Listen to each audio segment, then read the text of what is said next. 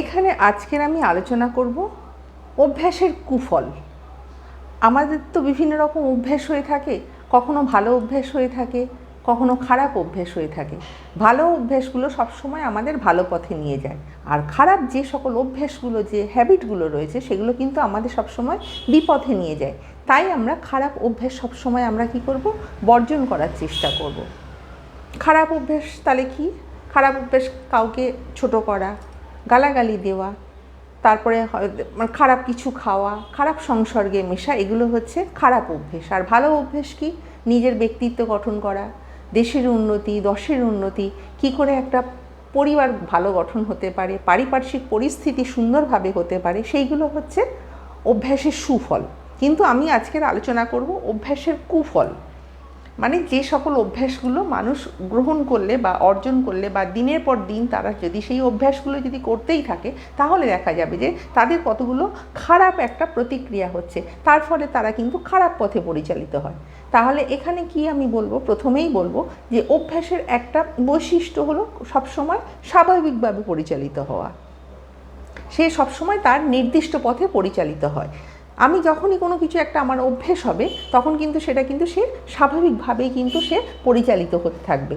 এই জন্য অভ্যাসের পরিবর্তন হলে অনেক অসুবিধা তৈরি হয়। কেননা আমি যখন কোনো একটা অভ্যেস করছি, ধরো আমি একটা গীতা পড়া অভ্যেস করছি, কিংবা একটা সুন্দর একটা কুকিং করা অভ্যেস করছি, সেই অভ্যেসটা কিন্তু আমার সবসময় হতেই থাকবে। তাহলে সেই অভ্যেসটা কি হচ্ছে? একদম পুরো সুপ্রতিষ্ঠিত হয়ে যাচ্ছে। তাহলে সুপ্রতিষ্ঠিত হতে গেলে আমার কি করতে হবে? সেই অভ্যেসটা আমার যদি ভালো হয় তাহলে তো ভালো, সেটা সুপ্রতিষ্ঠিত হচ্ছে, সেটা ভালো। কিন্তু সেই অভ্যেসটা যদি খারাপ হয়, তাহলে সেটা তো নিজেরও ক্ষতি হবে, সাথে সাথে 5 জনেরও ক্ষতি হবে।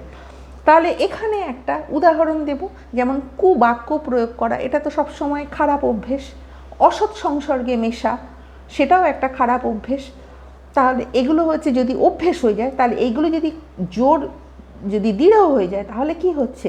এইগুলো কিন্তু থেকে বেরিয়ে আসা কিন্তু খুবই কঠিন হয়ে পড়ছে। এগুলো পরিবর্তন করতে হলে কঠোর মনোযোগের আবশ্যক হয়। মানে অনেক এইসব যদি খারাপ অভ্যেস কারোর যদি ছোটোবেলা থেকে তৈরি হয়ে যায়, সেইগুলো কিন্তু চেঞ্জ করা কিন্তু খুব কঠিন। সেইগুলো কিন্তু তার থেকে সে কিন্তু কখনোই বেরিয়ে আসতে পারে না, বা তাকে সেইগুলো থেকে চেঞ্জ করতে গেলে তাকে কিন্তু অনেক কঠোর পরিশ্রম করে, অনেক কাঠখড় পুড়িয়ে তাকে কিন্তু পরিবর্তন করতে হবে। তাই সাধারণ লোকেদের এই রকম ক্ষমতা প্রায়ই থাকে না বলা চলে। তাই কেননা সাধারণ লোকেরা একবার যদি খারাপ হয়ে যায়, সেখান থেকে তাকে কিন্তু চেঞ্জ করে আনা কিন্তু খুবই কঠিন হয়ে যায়। সুতরাং সাধারণের ক্ষেত্রে কুঅভ্যাস কিন্তু ক্ষতিকর। মানে যারা খুবই সাধারণ, যারা নগণ্য, তাদের ক্ষেত্রে তারা যদি এই যে কুঅভ্যাসগুলো তারা যদি ছোটোবেলা থেকে অর্জন করে থাকে, তাদের কিন্তু এইগুলো কিন্তু খুবই ক্ষতি করবে।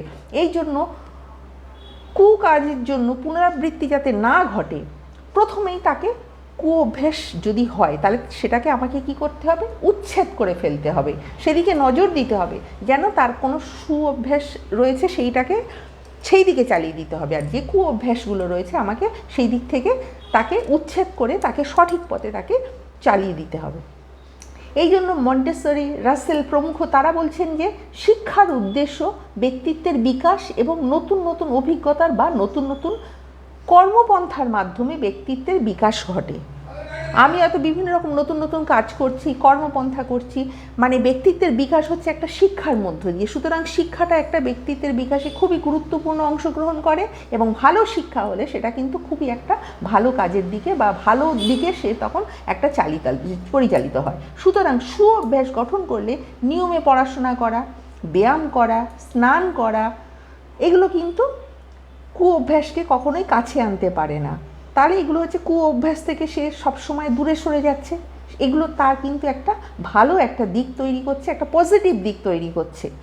আচরণের ক্ষেত্রে বাঞ্ছনীয় এবং উৎসাহজনক যেগুলো, সেগুলো কিন্তু আমাকে গ্রহণ করতে হবে। আর যেগুলো খারাপ, সেগুলো কিন্তু সেই সব প্রলোভন, সেই সকল খারাপ অবস্থা থেকে কিন্তু নিজেকে সবসময় বর্জন করে রাখতে হবে। তাই সবসময় আমাদের দেখতে হবে যে যেগুলো কুঅভ্যাস, যেগুলো নেগেটিভ, যেগুলো পরিবেশের ক্ষতি করবে, নিজের ক্ষতি করবে, আশেপাশের ক্ষতি করবে, সেই সকল খারাপ অভ্যেস বা কুঅভ্যাস সেগুলোকে বর্জন করতে হবে। আর যেগুলো সুঅভ্যাস সেগুলো গঠন করতে হবে বা গ্রহণ করতে হবে। আমার ভিডিও তোমাদের ভালো লাগলে তোমরা অবশ্যই লাইক, কমেন্ট, শেয়ার এবং সাবস্ক্রাইব করো। নেক্সট টাইম আরও একটা নতুন ভিডিও নিয়ে তোমাদের সামনে উপস্থিত হব।